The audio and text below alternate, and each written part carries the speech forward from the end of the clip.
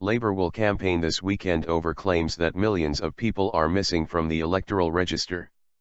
The government has brought forward a plan to switch voters from household to individual registration.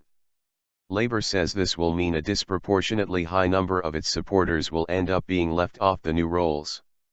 The Cabinet Office said the new deadline was simply to ensure voting was as fraud-free as possible. However, Labour said the move was a cynical attempt to rig the system. It says private renters, ethnic minority voters and young people are among the most likely not to have been transferred to the new system. Underrepresented. People must now register to vote individually rather than one member of a household filling in a form. Party leader Jeremy Corbyn will speak at a rally in Leicester, addressing students, who some claim are most at risk of disenfranchisement. Labour says that by ending the transition a year earlier than the original December 2016 deadline, the Conservatives are guilty of gerrymandering before next summer's Scottish Parliament, Welsh Assembly, and London mayoral elections.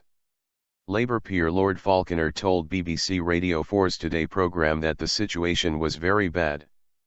The consequence of this is going to be that you're going to find, for example, in inner-city constituencies, or constituencies with big representations of black, minority ethnic groups, they are going to be underrepresented in Parliament, he said.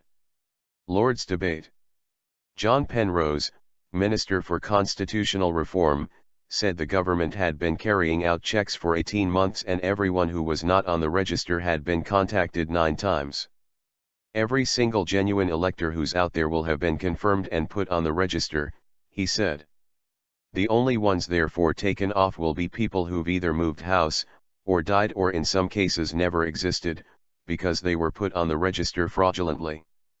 It made sense to clean up register, he added.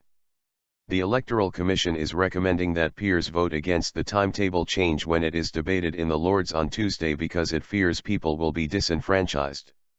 This could spell defeat for the government, which has no majority in the upper house. Officials said anyone who disappears from the register would still be able to apply for a vote until 2 weeks before the elections.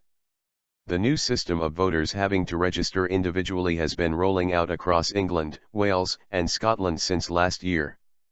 To ease the transition to the new system, nobody has been taken off existing electoral registers, but anyone who has not individually registered by December 1 will be removed.